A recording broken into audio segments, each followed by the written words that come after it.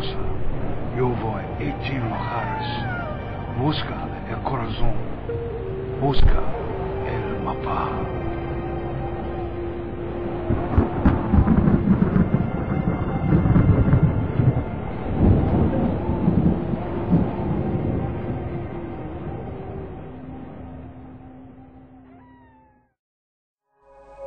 Hi, I'm John Ramses. The story of the Lost Dutchman Mine is without equal in the annals of treasure lore for its mystery and intrigue, and for the lives and personal resources it has consumed from those who have searched for it. The Dutchman Mine is no average lost treasure.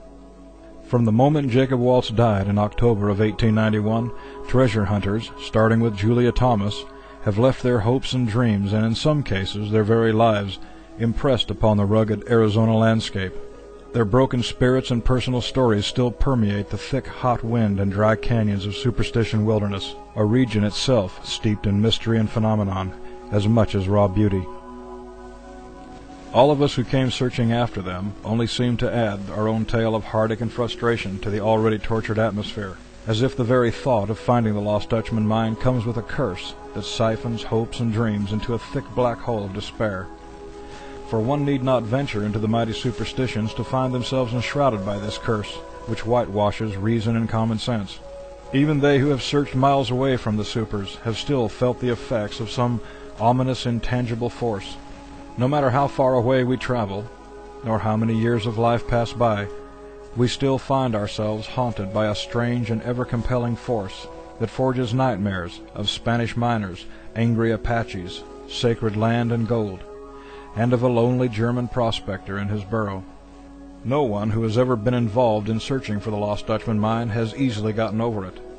Like a virus whose only cure is finding the mine, it's always in the blood, and always beckoning you to return to search just one more canyon, one more rock pile, or one more depression in the soil. And when at last we Dutchman hunters each pass on in life, not even death may offer relief, as our souls will no doubt be pulled back to Arizona, back to the silent arroyos and stark rugged peaks to continue our search, joining the likes of other Dutchman hunters like Julia Thomas, Sims Ely, Ruth, Holmes, Storms, Knatzer, and countless others who, in their own life, in their own way, had been stricken by the Dutchman fever. But having said that, and knowing the consequences, I venture to guess that not one of us would turn down the opportunity to search just one more time for the mine. The reason, I believe, is not for the riches and fame, but simply for the thrill of the search itself, the intellectual stimulation it demands in order to crack the mysterious and obscure clues left behind by Waltz, the excitement of what lies behind the next boulder or the next canyon, indeed the thrill of the hunt itself, and the need to solve a mystery. Like a song that never quite resolves, it begs for a finale that will likely never come, but perhaps that was the whole purpose of the legend all along. When Jacob Waltz died, he left behind more than a handful of gold ore and a few clues to a rich mine. He left behind a legacy and a gift, not only to those who have searched for the gold-filled hole in the ground, but to the very territory of Arizona and to all who would ever live within her. Life in Arizona would have been much different today had Waltz never found the rich mine and showed the gold to prove it. Without the Lost Dutchman Mine, no one would have ever come to search. There would never have been the likes of Julia Thomas, Barry Storm, S.D. Knatzer. There would never have been Dutchman historians like Tom Collenborn and Greg Davis, nor Superstition Mountain Historical Society and Lost Dutchman Museum. Adolph-Ruth would have likely died of old age surrounded by his family, instead of murdered in the superstitions, surrounded only by barren rock and cactus. There would have been no lust for gold, and countless articles and books. There would be no armchair dreamers and explorers camped in their trader homes in view of the rugged mountain, and no streets or restaurants or motels named after the Dutchman. Apache Junction would certainly not exist today as it does. In fact, Arizona itself, with all of its beauty and grandeur, may have just become another place in the desert, had it not been for Jacob Waltz and the mysterious mine he left behind. I know that I would probably still be married to my wife of those days, and continued on as a normal husband and family man who had never heard of the Lost Dutchman Mine. Perhaps in that light, God or fate had chosen old Jake to play out a role in life, a role that would one day raise a mighty metropolis from a burnt and windswept desert, by fueling the hopes and dreams and riches beyond imagination. Perhaps God or fate arranged that Waltz would never file a claim on the mine, so that it would always be a driving mystery in the hearts of adventurous men and women. Perhaps. But one thing is for certain. If the Lost Dutchman Mine is ever truly found and brought to light, proven beyond any doubt, on that day a part of Arizona's spirit and magic will die. There will be no more Dutchman hunters, no more dreams of wealth, no more mystery to solve.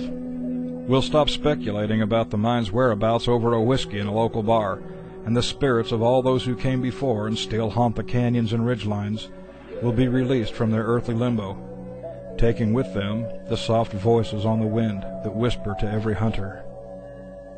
For myself, when my time on this earth comes, I think I'd rather leave knowing there is still a rich lost mine to be found in the mountains somewhere east of Phoenix, Arizona, than leave knowing no one will ever search for the Lost Dutchman Mine again. After all, there's just something not quite right about finding that mine. Maybe it's because the gold was never meant for just one man to hold, but instead belongs to everyone who ever dared to dream of it, and to every Arizona merchant who ever benefited from the name Dutchman. Both God and accountants know this mine has been worth much, much more as a lost mine than it ever would have earned being found and worked. But even now, living thousands of miles away from Arizona in another country, I still privately search for it, using high-end technology, computers, and satellite images. Why? Because, like every other Dutchman hunter, I'm convinced I missed finding that damn mine by only a few yards. Yes, the Lost Dutchman Mine is a curse that will never let us alone in peace, but it's a curse that thrills, and a curse that legends are made of. Where is the Lost Dutchman Mine? It's in a location where all good intentions come to die. This book is my story and my search for the Lost Dutchman Mine of Arizona. I hope you enjoy it.